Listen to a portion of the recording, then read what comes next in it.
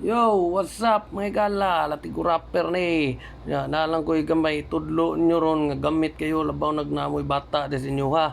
No? Okay, dito on tanis punto. Tama ni. Tulo ka buok duaan nga karniro. So karon wa plis pangan. So libog ko unsa may ang panganan nila nga kanang nindot paminahon consistent na di pud pataka-taka. Nakahuna na ako pag una ko Baba Black Sheep. Ba pambata man na Baba Black Sheep ana ba? Ug imong tanawon di magsilbi kay puti man siya. Ay ko ina parehason mo nang uban nga ang iro nga puti nga nilag blacky. Di na mo silbi kay masayo pang bata na makita ang bata og puti mingon na siya black black. Ug imong badlungon uy di na ko ano tubagon pag kaya nato ano ato ay iro puti imong mo blacky. Diba? Pasayop na siya na so dili pwede Baba Black Sheep ani. Ari punta sa Mary Had Little Lamb.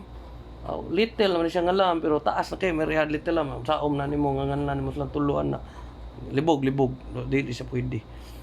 Sa pamelain nga kuan sa mga sheep ug lamb. Mayta lamb o lamb of God. Ato nga lang lamb of God. Ang sa lamb o sa of God dili pwede. Sa antas bahan na kay kanta na siya. So kaunon na ko nang may gyud ipangan nila para patas silang tulo ingnan niya ikaw si day sheep, ikaw si mid sheep, na ikaw si night sheep. Diba? Patas kayo day sheep, mid sheep, night sheep.